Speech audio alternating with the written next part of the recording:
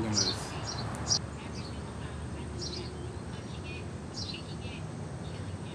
Why are you still into hardcore? I don't know. Like, part of it is because I grew up in a terrible home. So, like, when I was a kid, like middle school and high school, I never wanted to be at home because my dad's an alcoholic and he would hit me. My mom told me it was awful and she did drugs. And, like, my life was, I wake up, I go to school, I get home, but, like, if I could somehow not be at home, I would figure out a way to do that. So, that included, like, going to a neighbor's house to hang out with friends, skating, which I did a lot, even though I was the worst skateboarder of all my friends. Skating, marching band practice, I don't know, just like whatever I could do to be home or not be home, and one of those things was going to shows. I never wanted to be home. I never felt a part of my family, so like going to shows, I was with friends. I was with the or a part of the music at the time, like locally or whatever. Just like loving not being at home and like feeling accepted. Going to shows when I was in high school was the most violent thing ever. At first, I didn't like the violence. I was the kid going to shows and like, dude, why are you hitting people? And like, I wasn't about it. And all of my friends were about it. So, all of my friends, I remember the one show, I was like, they were swinging on people. I can't remember what it was for though. But I was getting mad. I was like, you guys are being really stupid. And like, I don't understand this at all. And I just remember Biggie came and swung and hit me right in my face. And I was so furious. Like, it hit me and it hurt, but I was pissed off. And I ran and grabbed Biggie and threw him up against the wall. And I was like, what are you doing? Why did you hit me? And he pushes me back and goes, this is hardcore, dude. That's how it goes. And, like, I don't know if, like, a light switch that was like, yeah, violence needs to happen at shows. But, like, I remember I was so mad. I think I was mad at, like, life, at him for hitting me, or him telling me, like, that's how it's the way it is. And I just went off on people.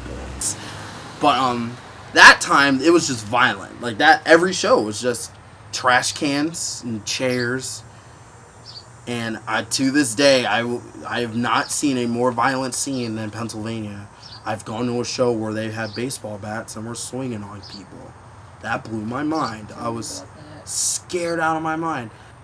That was the most violent thing I've ever seen. I've seen chairs thrown. I've seen people thrown into tables. I've seen trash cans thrown. I've seen all that. When I see 4 dudes with baseball bats swinging on people, I was scared out of my mind. But that's how it was. Like, you went to a show to be violent. If you weren't trying to like beat people up, you were gonna get beat up. Going to shows to me was like hanging out with friends and being accepted and not worrying about the world. It was another way to get away. Another place to go to where you didn't have to. I'm in this building. I'm here about music. I'm here to hear what other people have to say. I don't want to be at home.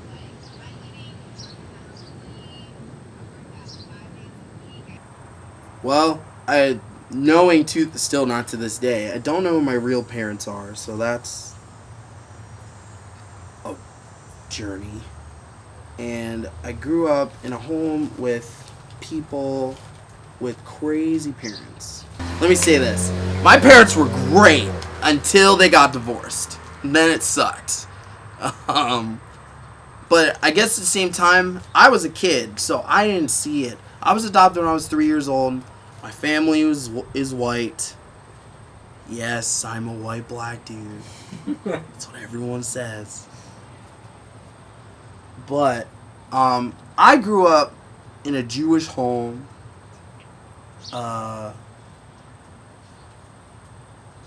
Not really.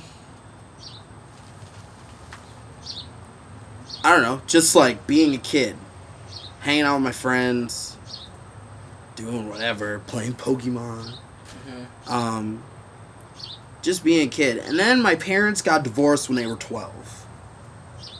When they were 12. Wow. When I was 12, and my mom cheated on my dad, I'm pretty sure they're still married, or she's now married to him. It was just a disaster.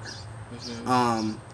So I think for both my parents, it just, stuff didn't click.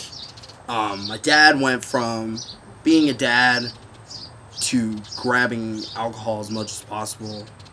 My mom, I don't know if it was the influence from her husband at the time, but like just smoked a ton of marijuana and did other drugs and crazy. Smoked like a poop ton of cigarettes. And I have 5 siblings, so I'm the middle child of 5. I had 2 older sisters, me, my younger brother, and a younger sister. And I think at the time my second oldest sister was the oldest child in the house. And then she left because whatever reason. And then it was like me. So like I took a lot of it. My dad definitely hit me every day. Some days it'd be light, other days it would be really bad. And then my mom would just like tell me she wished she never adopted me and all this stuff. Just like terrible things you don't say to a child. Right. Yeah, granted I was 12. So like just like what we talked about before with hardcore, like not wanting to be at home, that's why. Mm-hmm. Once my parents divorced, I would go to my dad certain days, go to my mom certain days, and it just so happens after that little bit of time after the divorce, my friend invites me to this thing called youth group that I don't know what it is, and I just wanted to not be at home, and I go to this youth group thing and find Jesus. Mm-hmm. And it turns out that I want to put my walk towards Christ, or put my life towards Christ, because I know he can do. I found out at the time that he could do incredible things, and that's what I wanted. I wanted peace. I wanted lives like everyone else's lives. I wanted parents. I wanted to just live a normal life. And so I wanted Jesus. I wanted Jesus so bad. And I got Jesus. And it just went worse. I think. Oh yeah, because they were Jewish. So they were crazy. And I remember I said, Mom, I became a Christian. And she looked at me with like the most evil look ever. And she's like, what did you say? And I said, I'm a Christian now. And I just remember her like freaking out, just screaming at me, and just like asking me why I would do such a thing, and like why would I do that? And to me, I thought I was doing a good thing, but granted, at the time, I still didn't really understand. Did you know she'd react that way? No, I had no clue. I was just telling her like, oh yeah, I became a Christian. And that was supposed to be it to me. Right. And it just turned into this giant, whatever. And I remember she called my dad. And she was like, did you hear what your son just did? Blah, blah, blah. And I remember I didn't hear the whole conversation except my mom's side. Just like, yeah. And then I remember hearing my dad say, just wait till he gets to my house. As soon as I heard, just wait till he gets to my house, I just knew all hell was going to break loose. And I remember, I think I was with my mom for like another day or something, and I went to my dad's, and I just remember shutting the door and just hitting the floor because my dad hit me as soon as I walked in the house.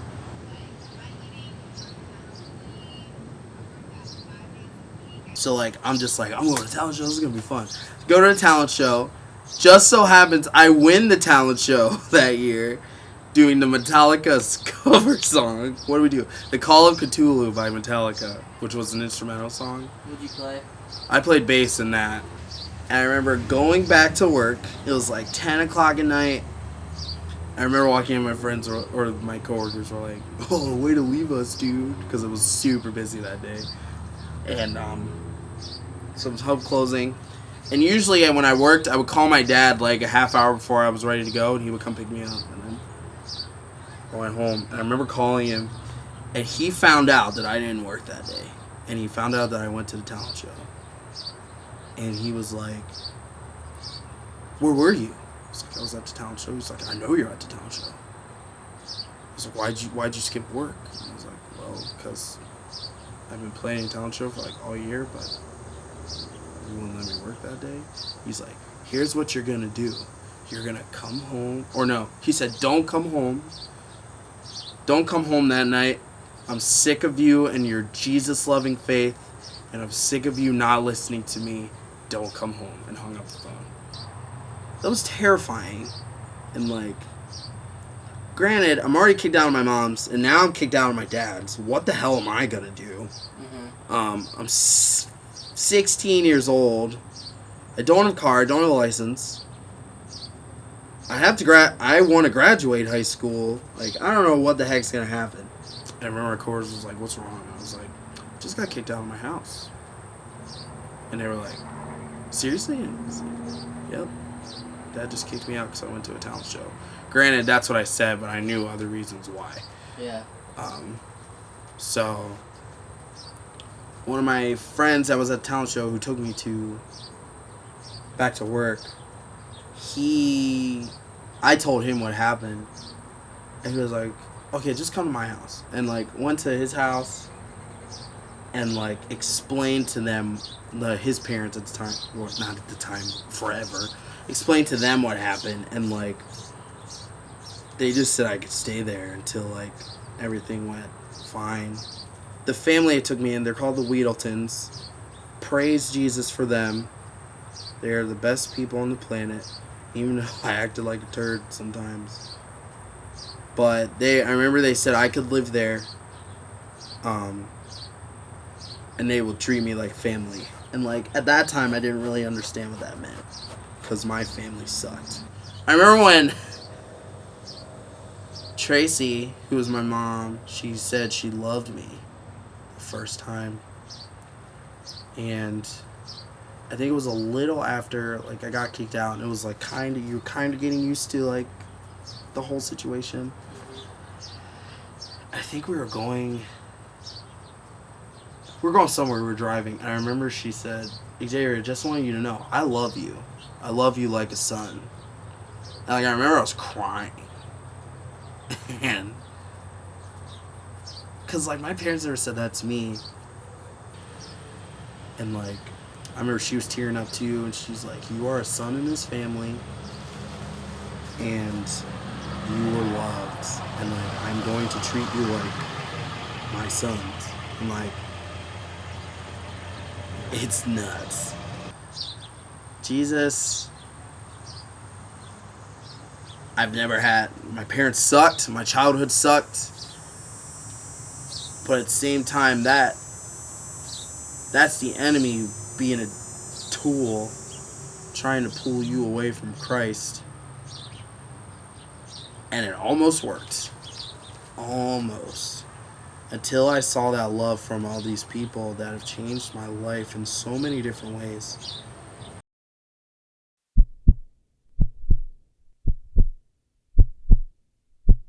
I could sing of your love forever. Like stuff like that.